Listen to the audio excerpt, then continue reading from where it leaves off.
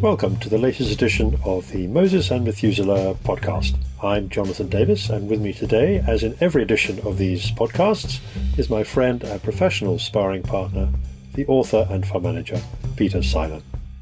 In this series of 10 podcasts, we will be discussing a number of the big themes that are currently preoccupying the financial markets, in which we have both been professionally involved for the best part of 4 decades. A tour of duty that prompted us to choose, very much tongue-in-cheek, the title of this series. Are we wise or simply old and set in our ways? We leave you to decide. Last time we spoke, Peter, we talked about the TV series called Civilization, the book that came from it by Kenneth Clark, and we talked about some of the miraculous achievements that humanity has achieved in the world of arts. This week we are moving on and talking about a book that you've suggested, Shrunken World by Otto von Habsburg. And I guess this is, before we sort of start, I would guess to say there's a counterpoint to last week, in the sense this is a book really about some of the ways in which mankind has also failed to achieve all the things it might have achieved in the world in the last century, but hopefully we'll learn some of the lessons for the next. So this book is by Otto von Habsburg. We might as well start by saying, well, who was Otto von Habsburg? Hello, Jonathan. It's very nice to be back online and to have the opportunity to discuss another book. This book that we're discussing by Otto von Habsburg is called, it was written in German, and it's called Unsere Welt ist klein geworden by Amalthea Publishers in Munich, which means Our Shrunken World. There is an English translation, but it's not available, but it exists. So you legitimately ask, who was Otto von Habsburg? He was born in 1912 as the eldest son of the last reigning emperor of Austria-Hungary, Charles I, whose reign was very short. It was only from 1916, so in the middle of the First World War, until 1918, when he was deposed and banished into exile. And his eldest son, Otto von Habsburg, took on the mantle of head of the family, but then he became much more in his long and distinguished career, and was probably the most distinguished of all the Habsburg family heads, I would say.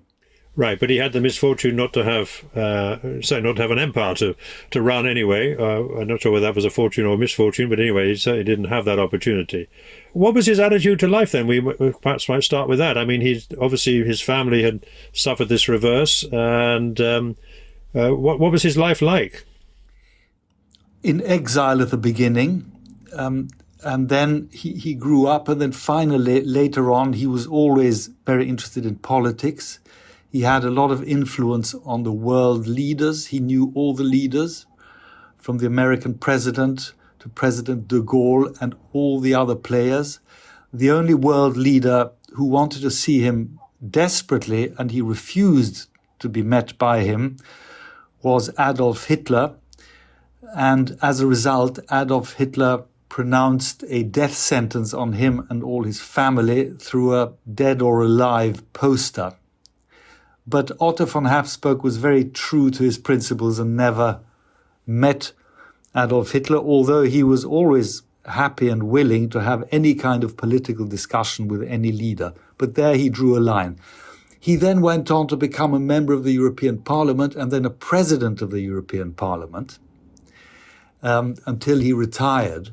And one little anecdote, Jonathan, which I'm sure you'll find very amusing, was this.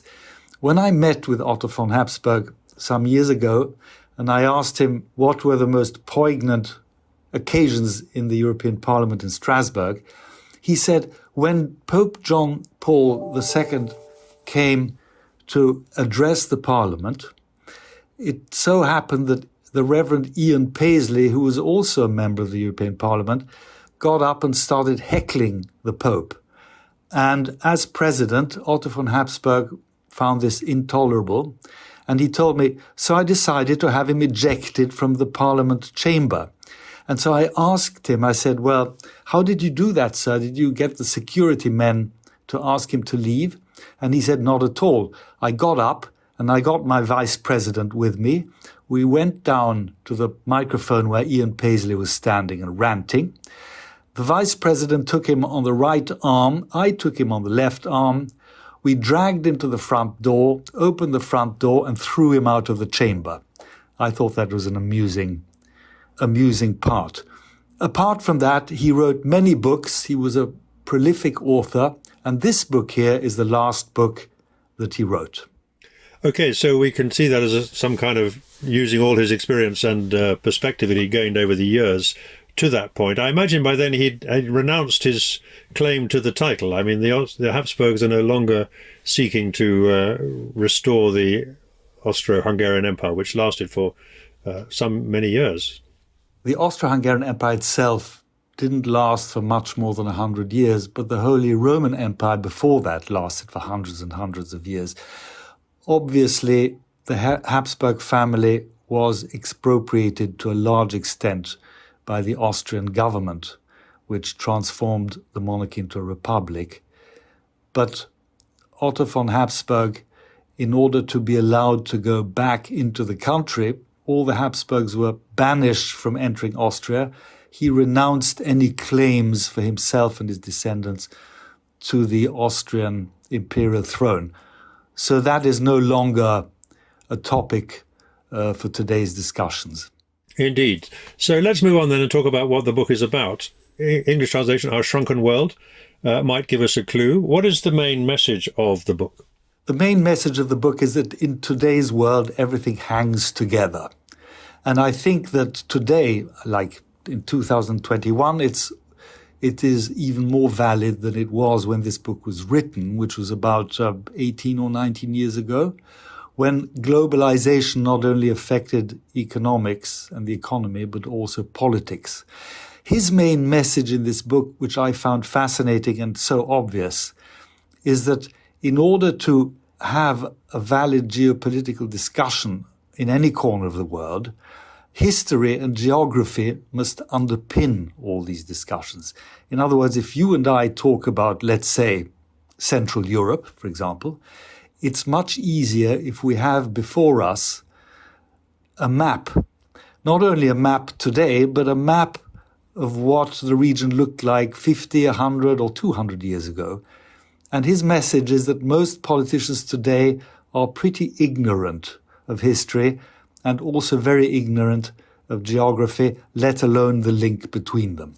Yes, I think from what I've read of the book, and I have read most of it in English, the lesson appears to be very clear, that we are lacking, I suppose, what in the past we would have said were, genuine international statesmen who are actually able to think about the world in, as you say, a kind of holistic way, and to take into account all these factors that have influenced people locally. I mean, we could take some examples, I guess.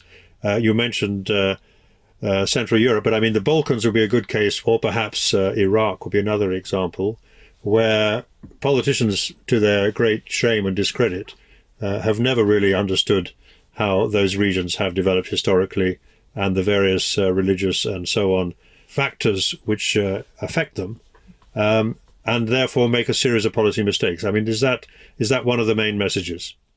It's completely right what you say, especially when the politicians are from other areas and when they come in and they create what I call artificial states, artificial countries. There are plenty of examples of those. Iraq is an example, Yugoslavia is an example, Syria is an example, and so on.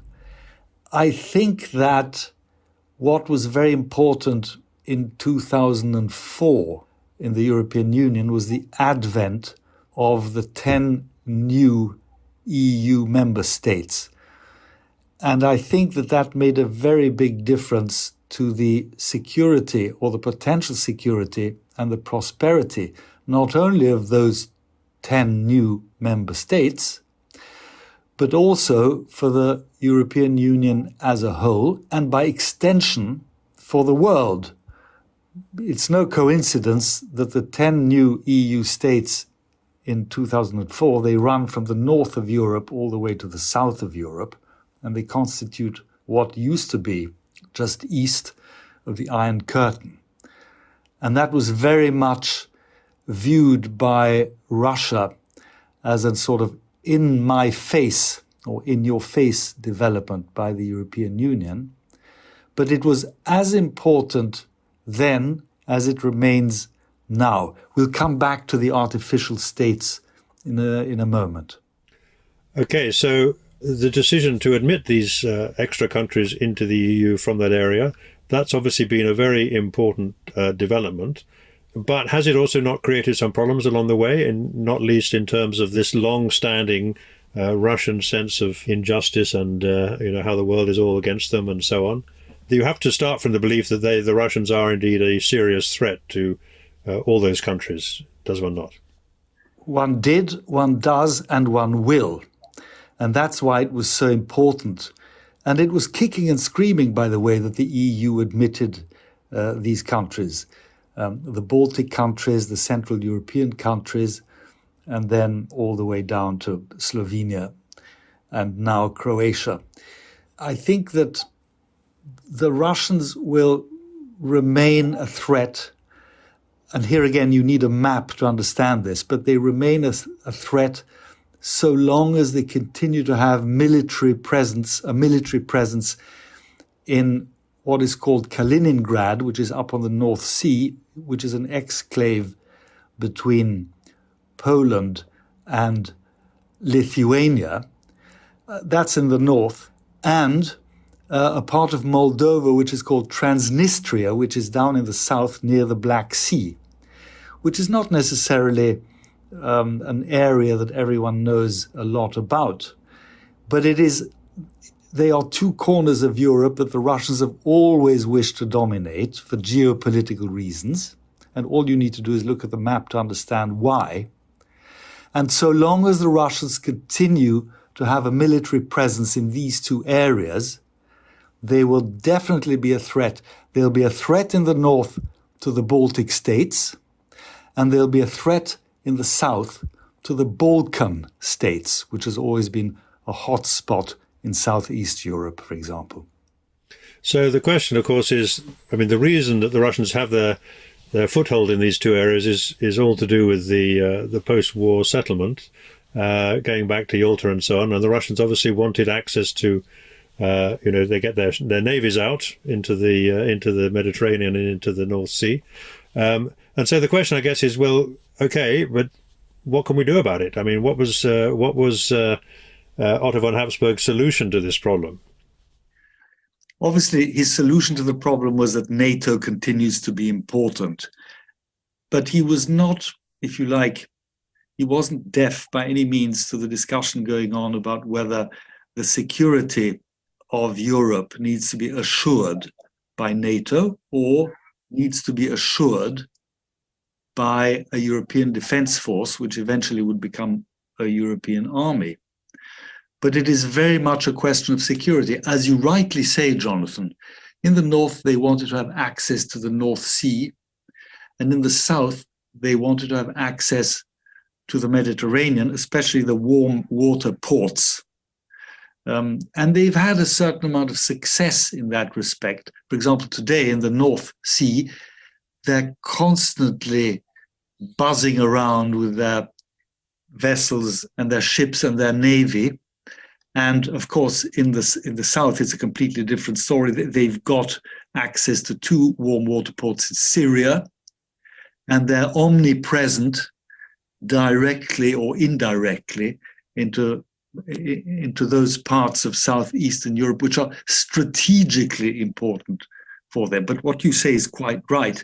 They want to be able to encircle Europe, either from the north or from the south, or from both, for geostrategic reasons, and that's never changed. Right.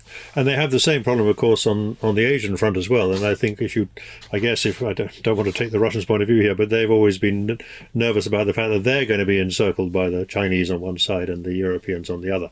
And that's an issue. But so I don't think it's going to go away. I'm just more interested in what Otto von Habsburg thought. He was in favor of the European army. He thought that the European Union should be taking on a greater role in security. They should be paying more into NATO and so on. Would he have supported those kind of arguments, which are still very live? Obviously, we've had the episode with Crimea as well recently, where the Europe failed to do anything of any great significance to stop the Russians taking Crimea back.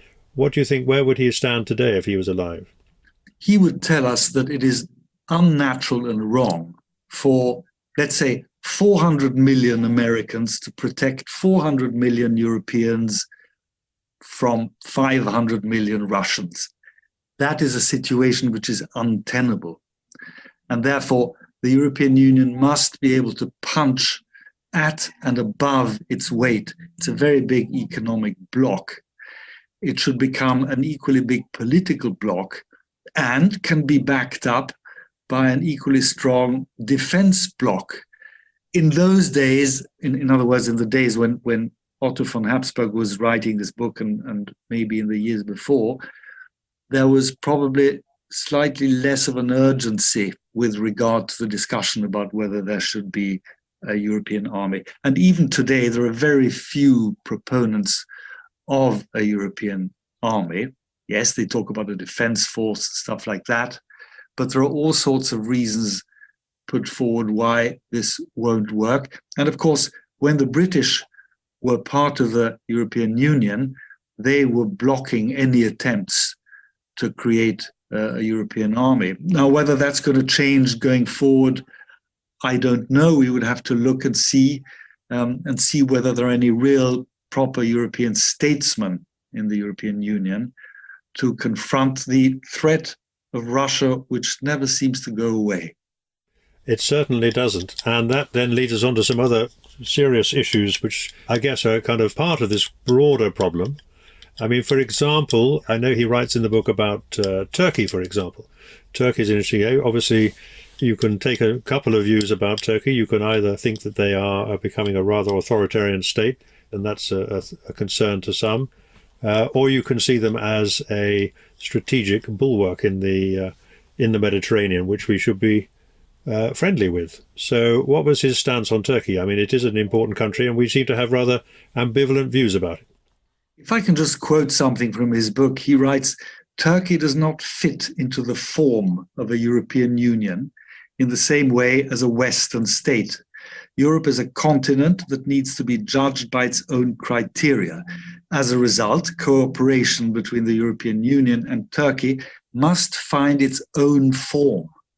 And I think that must find its own form is very important, because if you allowed Turkey to become a fully fledged member of the European Union, given the size of its population and given the constellation of the EU institutions, you could find that pretty soon Turkey would not only be a fully fledged member, but would also have a very, very big voting influence because of the size of its population. And therefore, one has to find a different arrangement with Turkey, which would allow it to fulfill its own particular role. And, Churchill said that the Mediterranean is the soft underbelly of Europe on account of Russia, of course. And given that the region has, if you like, when I talk about the region, I mean the Mediterranean region, has essentially three powers. It has the EU, it has Turkey, that looks after the so-called Mashrek, and then it has Morocco, which is the most serious of the Maghrebian states. And so these three need to work together. But it doesn't mean that you've got to take Turkey or Morocco as fully fledged members of the European Union. It has to be a different arrangement in order to remove the soft underbelly, if you like, the soft underbelly status of Europe, and protect the whole of the Mediterranean against Russian incursions.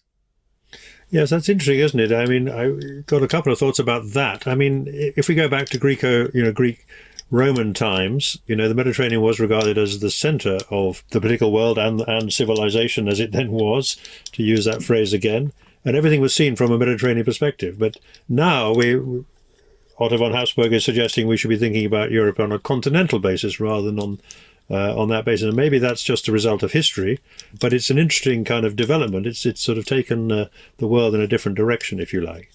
But the other point about Turkey, if I just mention that, I think is interesting, which I think he I'm not quite clear exactly what his view about the invasion of Iraq was, but I suspect he thought it was full of strategic errors and maybe tactical errors as well.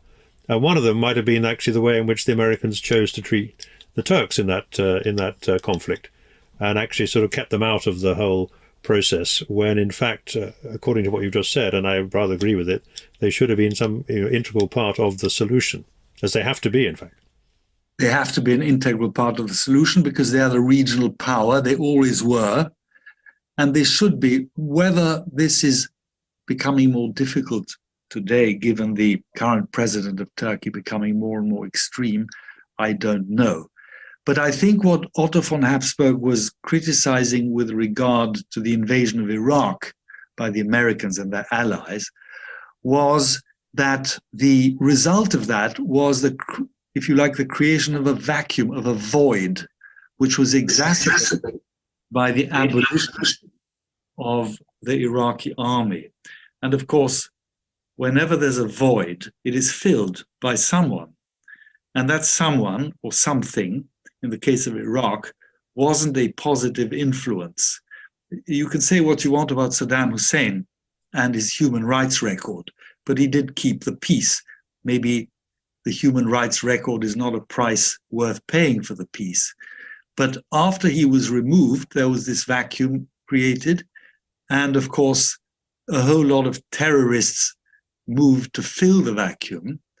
And I include, for example, Iran, which today runs Iraq, but also the ISIS, Islamic State, and all the chaotic things that you see today, the persecutions that take place, the bloodshed, of which you don't read as much as you used to.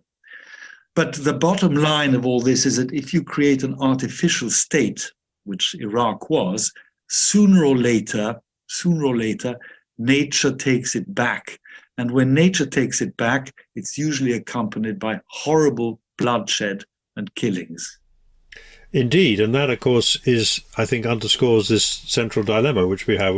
Because for better or worse, this is what we've got. This is the world that was bequeathed to us in 1918 and 1945, and a lot of countries are responsible for that, for drawing state boundaries, fairly arbitrarily in some cases, and certainly throwing different kind of religious mixes into it, which is always dangerous, and tribal differences as well. And then, of course, there always are quite a lot of bad people around. And so the question comes back to, well, what can we do about it? If you don't like President Erdogan, how do we deal with that? If we don't like the Chinese regime in Hong Kong, what do we do about it? And if we don't like what's going on in Iraq, what do we do about that? Obviously, the invasion has not been a great success, but it does come up all the time against the limits of what is actually feasible. And so I think the question I would ask about this book is, obviously, it's full of insights about geopolitical factors. But I wonder, and he seems to be yearning for a kind of, for great men, basically, to come along and to have this panoptic view of the world and to have the skills to do something about it. Would that be a fair comment? That's absolutely right on the button. He's yearning for statespeople to come back. And the statespeople that he knew at the time, whether it's de Gaulle or Adenauer or a number of other ones, they're all largely lacking today. So what he's bemoaning is the absence of these strong state people, because when you say, what can we do about China and what can we do about Russia and what can we do about President Erdogan, the key word is we. And Otto von Habsburg's perspective was a European perspective in the first instance. And there he would say, what we need in Europe is strong statesmen to stand up, to speak, so that all the European member states can speak with one voice through these states people, and punch, if anything, above their weight. What I found very interesting in this book is that he makes a number of predictions, whether it's to do with Ukraine, whether it's to do with Hong Kong, and whether it's to do with what's going on in the South China Seas. And these predictions made almost 20 years ago, they all happened exactly as he predicted. If you go further back to another book he wrote many books, but to a book he wrote back in the 1980s, I think it was, about Yugoslavia, he called Yugoslavia a powder keg waiting to explode. And what he predicted with regard to Yugoslavia was exactly what happened. What he predicted with regard to Ukraine was exactly what happened when the Russians invaded Crimea. What he predicted in this book, again, with regard to the South China Sea and the so-called Spratly Islands, for example, is exactly what happened. You read the chapter on the Spratly Islands, and then you look up and see what's happening today. It's exactly that. And Hong Kong is more or less the same thing. That struck me a lot in this book. Yes, absolutely, and it struck me too. I think he was very acute in that respect, I think they're quite illuminating, some of the chapters about some of these issues. I guess one question I might just ask in passing, and I don't know how you might answer this. It's interesting coming from his own personal background. I mean, do you think he actually was? What was his attitude towards democracy? Because I mean, there are people who argue that one of the reasons why we have difficulties in creating statesmen is that we have electorates who themselves are not particularly, shall we say, plugged into the realities of geopolitics. They elect people for various reasons, but they don't necessarily elect the people who can find the solutions. So, and he was obviously an active member in the European Parliament, so to that extent it obviously was. What was his thoughts about democracy? He was a profound Democrat. He started off with and that's also written in his book, with a very unusual approach to voting rights. So, for example, he says, why should a person who reaches the age of 18 or whatever it is be allowed to vote only then? Why should younger children or even babies not have the right to vote? If the young children had the right to vote, but that right to vote was exercised through their parents, then their parents would be taking account of the interests of their children and vote on a longer term basis rather than excluding a whole swathe of the population, namely the younger ones, who will be most affected by the outcome of democracy and of the votes. That I found a very interesting approach, very unusual. I haven't seen it anywhere else. In terms of democracy, he's a profound Democrat, for example, with regard to the right of people to decide on their own destiny. So, for example, you cannot subjugate the Slovaks into an artificial state called Czechoslovakia. You've got to let the people pronounce on who they want to be part of. If he were around today, which unfortunately he's not, I would ask him, what does he think, for example, about Scottish independence, or what does he think about Catalan independence? But I suspect that he would say that people have the right to belong where they want. And they certainly do. Of course they do. And that's a fundamental principle which we follow. But there's another principle, which is that we don't, in practical terms, we don't go around changing boundaries arbitrarily. And that's, of course, what we always run up against. And the EU has this problem with Scotland, for example, that it doesn't want to encourage. I'm sure it would love the Scots to be a member of the EU, but they don't want to encourage Scotland to seek independence, because that would obviously have implications for other founder members, such as Spain and so on. So, yeah, it's an interesting argument. And I noted his point about voting powers. I think that's an interesting idea. I think it's also worth talking about what his attitude to the United States was, because there has always been a lot of tension between the US and Europe in recent years over a number of different issues. We've mentioned some of them, NATO, Ukraine, and so on, and indeed the Iraqi war. What was his view of the US? An interesting view indeed, because the difference of approach between, on the one hand, the US and on the other hand, Europe, was that the US and the founding fathers, they were Puritans whose pronouncements were based on Calvinist teachings, which in turn was based on, puritanical thinking plus a commercial approach. Whereas if you take the equivalent attitude by the Europeans of the time, I'm talking about the time now, at that time, when the founding fathers moved over to the US, the main power in Europe was Spain. And of course, the Spanish attitude was based on Christianity and the Judeo-Christian approach rather than the commercial and puritanical approach by the Americans and by extension or sourced from the British. And so what he described was, he called it a clash of cultures. So you have the two cultures, you have the European culture and you have the American culture.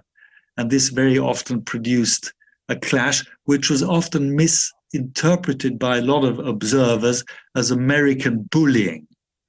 And the American bullying was based on the belief that the Americans always think or thought that unless everyone else falls into line with their way of doing things, unless they do that, they will be considered not as friends and allies, but as foes. And in many ways, he's right. He's right. I mean, you could see the attitude of former President Trump. We'll see whether this President Biden will change that. But he called it, interestingly, in this book, he calls it a clash of cultures. Would you agree with that in a way, Jonathan? I think I would, yes, absolutely. In fact, I noted down a couple of passages which he wrote about the Americans, and I think he was spot on. I'm just quoting here, one of the greatest weaknesses in American politics to this day has been to think of the country as the very best and that the whole of humanity should strive to equal Americans. And he mentions that point apropos the Pilgrim Fathers and the puritanical background, if you like. And then again he says, on the other hand, the truth is that the United States are hardly the dark power that certain left-wing ideologues like to talk about. By their nature, Americans are good people ready to help, but they've lived on the world's island for too long not to develop a certain inner distance to the realities of the rest of humankind. I think that's, again, very, very fair comment. I think it sums up the kind of the American attitude quite well. And of course, in certain cases, it would help if the Americans had looked at the map, as he suggests. They might have done some things differently. But then, the Europeans, as we've said before, in the Balkans, for example, have not done particularly better, I would say, in terms of managing that. So it does apply to all nations, I think. But I think that, to me, that seemed to be very fair comments about the Americans. They're basically good guys, but they have a funny way of showing it in many ways. Yes, you're quite right.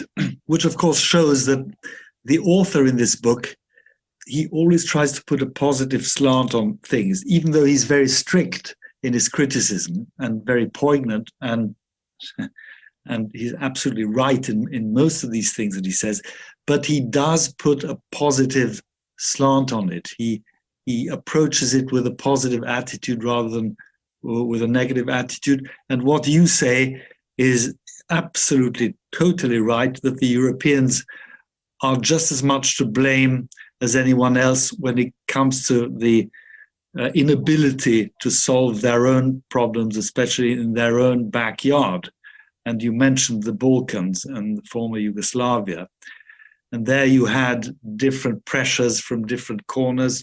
You had the British who wanted to consider Yugoslavia as a sort of ersatz colony, as the author describes it. And then you had the Central Europeans who had much more experience in that region and who knew that Yugoslavia was an artificial state which was bound to explode sooner or later, which it did, with all the consequences that we know. So I think in sum and in conclusion to this discussion, we're all as good as each other or we're all as bad as each other, but we need to work together. And so when you finished reading that book, you probably have your lasting impression is, first of all, that you've read a lot of things that you don't read elsewhere.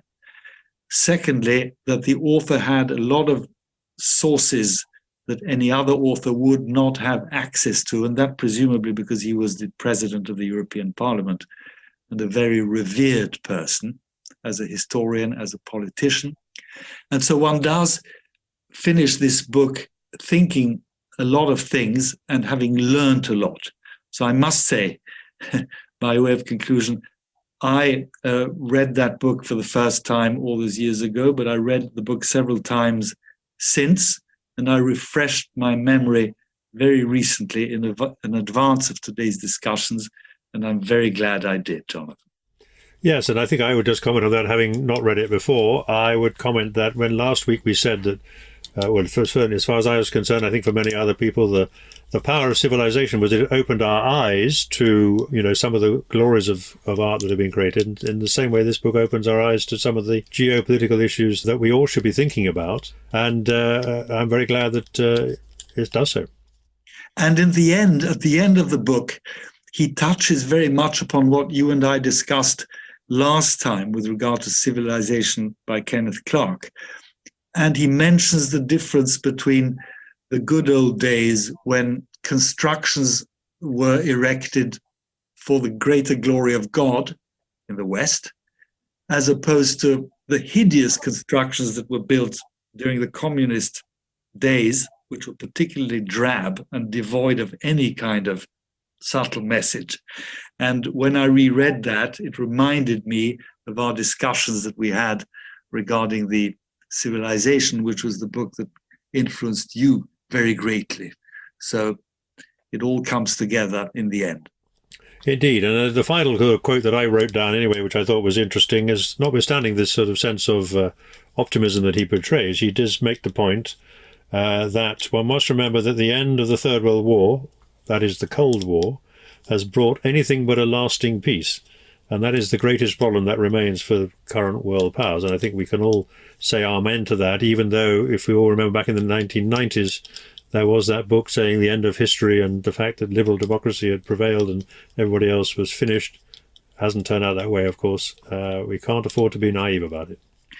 Because as they say in ancient Greek, pantare, which means everything flows. And so it will continue. Indeed it will. Thank you, Peter. I look forward to our next discussion. So do I. Thank you very much, Jonathan, and goodbye to you. You have been listening to the Moses and Methuselah podcast, hosted by Jonathan Davis and Peter Silen.